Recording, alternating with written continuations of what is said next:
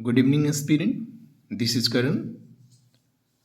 और आज हम लोग मॉडर्न हिस्ट्री स्टार्ट करने जा रहे हैं। और ये मॉडर्न हिस्ट्री भी हैंड रिटेन नोट्स के माध्यम से ही देखेंगे हम लोग। सबसे पहले मॉडर्न हिस्ट्री में हम लोग एडवेंट ऑफ यूरोपियंस से स्टार्ट करेंगे। ये एडवेंट ऑफ यूरोपियंस का मतलब क्या होता है? एडवेंट ऑफ यूरोपियंस का मतलब होता है यूरोपियन का आगमन। अब यूरोपियन का आगमन, सबसे पहले हम लोग ये देखेंगे कि ये कितने प्रकार के यूरोपियंस जो हैं इंडिया में आए। तो इंडिया में मेनली 5 प्रकार के यूरोपियंस आए थे, जैसे the Portuguese, the English, the Dutch, the Danes and the French. तो these were the 5 Europeans who came to India with the intention of trade, but later on they started to establish their colony. वो शुरुआत में तो trade के intention से आते हैं सारे, लेकिन धीरे धीरे वो अपना कॉलोनी इस्टेब्लिश करना शुरू कर देते हैं। तो सबसे पहले आपने देखा कि पोर्टुगीज इंडिया में आया, उसके बाद द इंग्लिश आया, उसके बाद द डच आया, द डेन्स और द फ्रेंच। तो अब हम देखते हैं ये मॉडर्न हिस्ट्री और एडवेंट ऑफ यूरोपियंस के इंट्रोडक्शन के बारे में देख लेते हैं। सबसे पहले कि यूरोपियंस जो थे वो इंडिया की तरफ रुख क्यों किए, why they were fascinated towards the India, India की तरह आकर्षित कैसे वो होने लगे, उसके बारे में भी हम लोग चर्चा करेंगे। लेकिन सबसे पहले हम लोग इंट्रोडक्शन देख लेते हैं। Till the end of the 16th century, यानी 16th सेंचुरी और 16वीं शताब्दी के अंत तक यूरोपियन नेशंस, जो यूरोपियन नेशंस थे जैसे ग्रीस और रोम, इसका इंडिया के साथ बहुत ही अच्छा कांटेक्ट था। लेकिन जैसे ही रोमन एम्पायर का डिक्लाइन हुआ तो इंडिया के साथ जो डायरेक्ट कांटेक्ट था वो पूरी तरह से ब्रेक हो गया, पूरी तरह से टूट गया। अब रोमन एम्पायर का और कुछ यूरोपियन कंट्रीज का जो डायरेक्ट कांटेक्ट था इंडिया से वो ब्रेक हो जाता है। लेकिन ये ब्रेक लंबे समय के बाद 15th सेंचुरी में, यानी 15वीं शताब्दी में ये एक बार फिर से टूट जाता है, जब पोर्टुगीज यानी द पीपल ऑफ पुर्तगाल, जब पोर्टुगीज इंडिया के सी रूट खोजने में सक्षम हो जाते हैं। तो अभी आपने देखा कि पोर्टुगीज जो है इंडिया का सी रूट 15th सेंचुरी में खोज लेते हैं और अब यूरोपियन का डायरेक्ट कांटेक्ट इंडिया से हो जाता है। उसके बाद थोड़ा सा हम एक पॉइंट पे और नज़र डालेंगे। ये आप देख रहे होंगे द सिटी ऑफ कॉन्स्टेंटिनोपल। ये कॉन्स्टेंटिनोपल क्या है? आप लोग जानते हैं कि कॉन्स्टेंटिनोपल सिटी जो है वो ओटोमन टर्क्स के अंडर आ जाता है 1453 में, और जिसके वजह से जब वो ओटोमन टर्क्स के अंतर्गत आ जाता है, कॉन्स्टेंटिनोपल उसके अंडर में आ जाता है, तो उसकी वजह से अरब्स लोग जो हैं, यानी Arabs people, no they started to dominate the land and the sea routes in the India. India के लैंड और सी रूट्स को वो डोमिनेट करने लगते हैं। और अब जो डायरेक्ट कांटेक्ट जो था यहाँ पे यूरोपियंस का और इंडिया का, उसके बीच में आ जाते हैं अरब्स लोग। अरब्स लोग अब मिडिल मैन के तौर पे काम करना शुरू कर देते हैं। मिडिल मैन के तौर पे काम करना शुरू कर देते हैं, कहने का मतलब मेरा ये है कि अब अगर यूरोप को इंडिया से व्यापार करना है तो यूरोप को अरब से गुजरना होगा, और अब यूरोपियंस को अरब से ट्रेड करना होगा। अरब यहाँ पे इंडिया से ट्रेड कर रहे हैं और यूरोपियंस को अरब से ट्रेड करना है। तो इसके वजह से क्या होता था कि जो प्रॉफिट था यूरोपियंस को वो बहुत कम होता था, क्योंकि यहाँ पे अरब्स लोग जो थे वो एक्सपेंसिव प्रोडक्ट्स को बेचते थे, यानी कि यहाँ से भारत से खरीद कर, इंडिया से खरीद कर वो यूरोपियंस को महंगे दामों पर देते थे। इसी वजह से क्या हुआ कि इस सिचुएशंस ने यूरोपियंस को प्रोवोक किया कि क्यों ना हम डायरेक्ट इंडिया के सी रूट को डिस्कवर कर लें। और यही सिचुएशंस के वजह से यूरोपियंस जो थे, आप जानते ही हैं कि पोर्टुगीज वो इंडिया का सी रूट डिस्कवर करते हैं। तो फिर चलते हैं, हम देखते हैं कि किस तरह से इंडिया का सी रूट डिस्कवर किया जाता है वास्को डी गामा द्वारा। आप लोग भली भांति परिचित हैं। देखिए,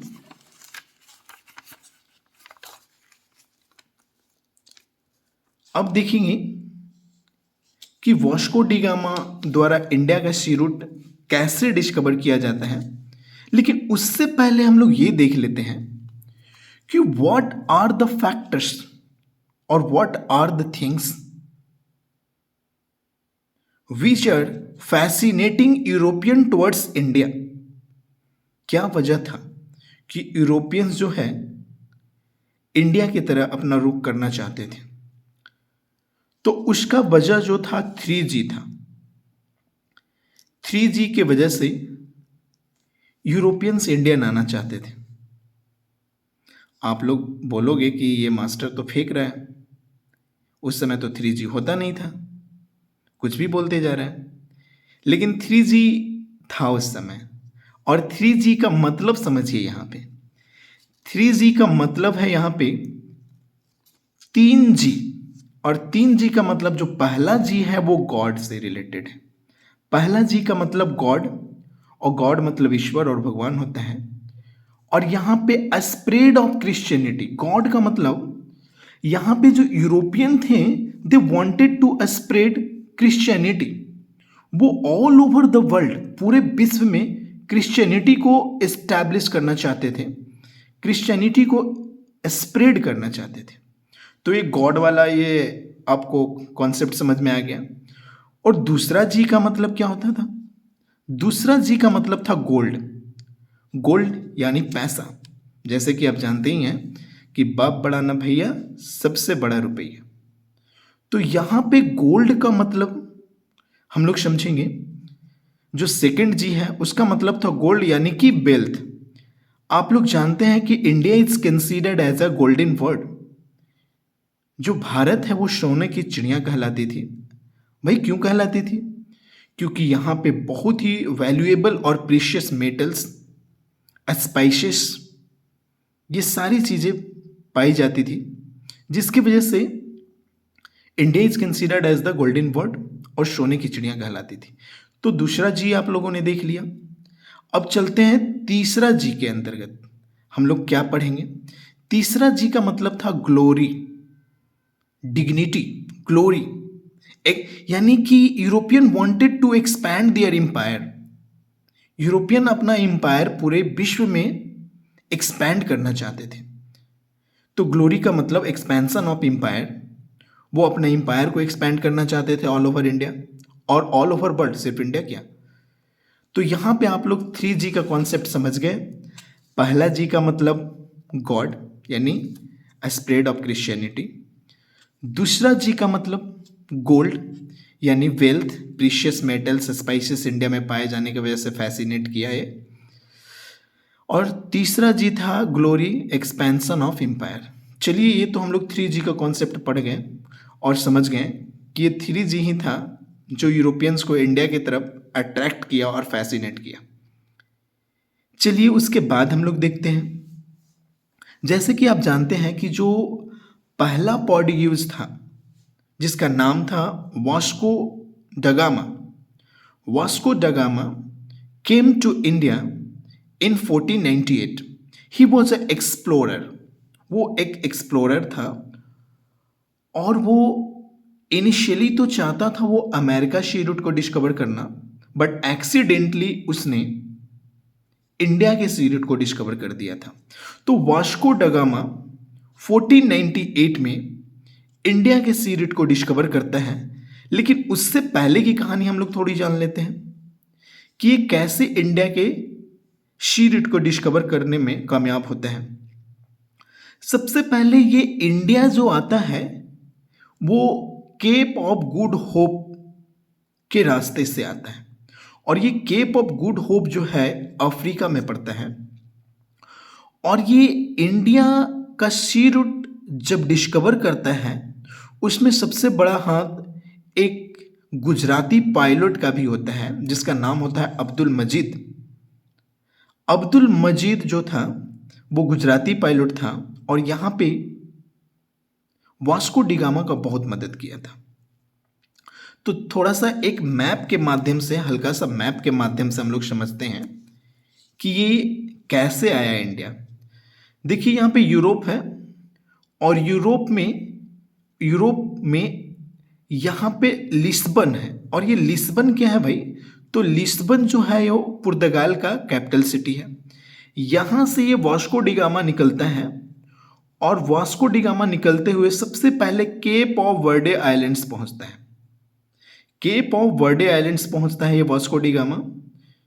तो ये केप ऑफ वर्डे आइलैंड्स कहाँ है भाई? तो अटलांटिक ओशियन में पड़ता है।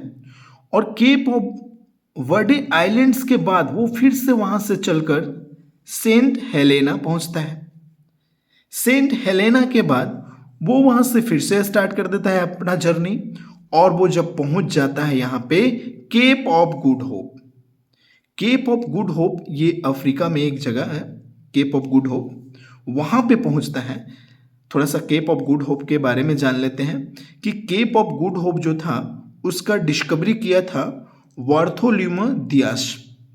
तो बार्थोलोम्यू दियास ने 1486 में, यानी 1486 ईस्वी में, 1486 ईस्वी में इसने बार्थोलोम्यूस दियास ने केप ऑफ गुड होप का डिस्कवरी करता है।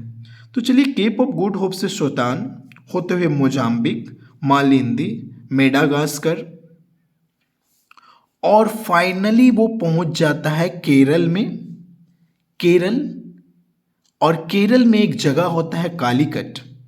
कालीकट वो पहुंच जाता है मई 1498 में, यानी कि मई 1498 में वो कालीकट पहुंच जाता है। एंड कालीकट में ही was warmly welcomed by the Hindu king Zamorin.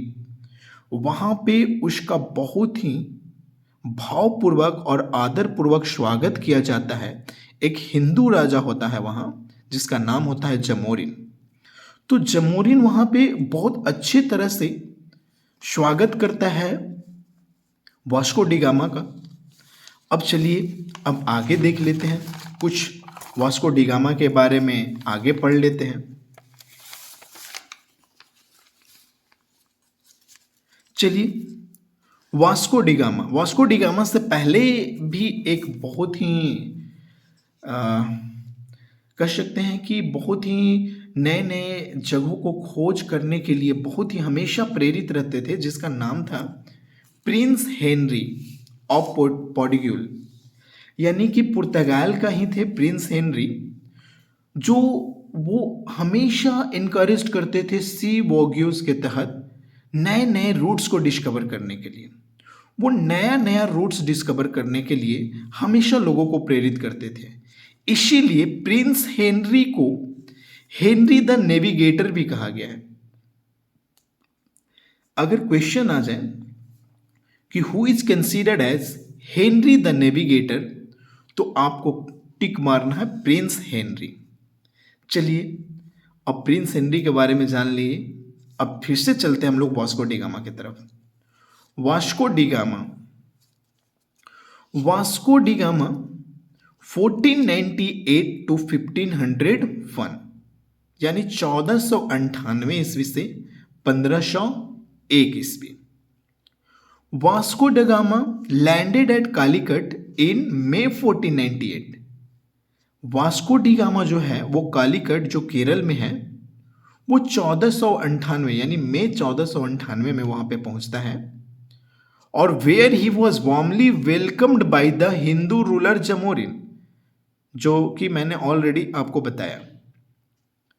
उसके बाद he return to Portugal after staying 3 months in India, यानी कि 3 महीना इंडिया में रहने के बाद वो वापस पुर्तगाल लौट जाता है। लेकिन वो खाली हाथ नहीं लौटता है, वो लौटता है पूरी तरह से सीप को भर के। It means he returns to Portugal with the ship loaded with Indian cargo, spices और पेपर, ये पूरी तरह से, और एक रेयर हर्ब्स को भी यहाँ से ले जाता है। वो पूरा शिप्स भर कर ले जाता है पुर्तगाल में। तो अभी देखिए आप कि 3 महीना रहने के बाद वो वापस लौट जाता है, पुर्तगाल में वापस लौट जाता है। और जब वो वहाँ पे पुर्तगाल पहुँचता है तो उसको बहुत ही प्रशंसा होता है। He was greatly admired for his cargo, वो अपने कार्गो के लिए उसे बहुत ही ज़्यादा एडमायर किया जाता है, बहुत ही प्रशंसा किया जाता है कि वाह वास्को डी गामा, तुमने तो कमाल कर दिया। अब देखिए जो कार्गो अपने साथ ले गया था, उस कार्गो को वो 60 गुना प्रॉफिट पर वहां पे बेचता है। 60 गुना प्रॉफिट। बताइए कि जो कार्गो वो यहां से, मान लिया जाए 1 रुपया में यहां से ले गया, वो वहां एक कार्गोज को वहां पे 60 रुपया में बेच रहा है, तो 60 गुना फायदा पे बेच रहा है। तो ये तो फायदे की सौदा हुआ ना, बहुत ही ज्यादा फायदा हुआ वास्को डी गामा का। चलिए अब वास्को डी गामा एक बार फिर इंडिया आता है 1501 में। Vasco de gamma once again came to India in 1501 with the purpose of establishing factory, और इस बार वो सिर्फ सी रूट और ट्रेड करने नहीं, बल्कि वो फैक्ट्री डिस्कवर करने आता है, फैक्ट्री इस्टेब्लिशमेंट करने आता है। अब बोलोगे सर फैक्ट्री इस्टेब्लिशमेंट, ये फैक्ट्री जो होता था वो इंडस्ट्री जो मशीन्स वगैरह ये नहीं होता था, ठीक है। फैक्ट्री का मतलब गोडाउन्स होता था यहाँ पे, ठीक है ना, जहाँ पे अनाज वगैरह रखे जाते थे, वैल्यूएबल चीज़ें रखी जाती थी, उसको फैक्ट्री कहा जाता था। ये नहीं कि आप इंडस्ट्रीज समझ जाना जो आजकल का फैक्ट्री होते हैं। चलिए इन 1503 the Portuguese under Vasco da gamma establish there first factory eight Calicut. 1503 में Portuguese under Vasco de gamma, यानी कि वास्को डी गामा के अंडर में पोर्टुगीज अपना पहली फैक्ट्री कालीकट में लगाते हैं। और कब लगाते हैं? तो 1503 ईस्वी में पहली फैक्ट्री पोर्टुगीज कब लगाते हैं? तो 1503 ईस्वी में लगाते हैं। उसके बाद दूसरी फैक्ट्री यानी सेकेंड फैक्ट्री ये कैनानोर में लगाते हैं 1506 ईस्वी में। तो ये था आपका वास्को डी गामा का स्टोरी। अब हम ये आशा करते हैं कि आप वास्को डी गामा के बारे में कंप्लीट नॉलेज आपको मिल गया हो और मिल गया होगा। इसके बाद मैं आगे भी डिफरेंट गवर्नर्स जब ये देखता है पुर्तगाल के गवर्नमेंट कि वहाँ पे बहुत ही ज़्यादा फ़ायदा है वहाँ से व्यापार करने में, तो वो गवर्नर्स भी भेजना शुरू कर देता है। उसके बारे में हम अगले वीडियो में जानेंगे। लेकिन यदि ये नोट्स और आपको कुछ जानकारी मिली है तो प्लीज़ आप इस चैनल को सब्सक्राइब करें और देखें। हर एक तरह के एग्ज़ाम्स के लिए आपके लिए और हर एक तरह के एग्ज़ाम्स के लिए बहुत ही फ्रूटफुल होगा। चलो, दैट्स ऑल।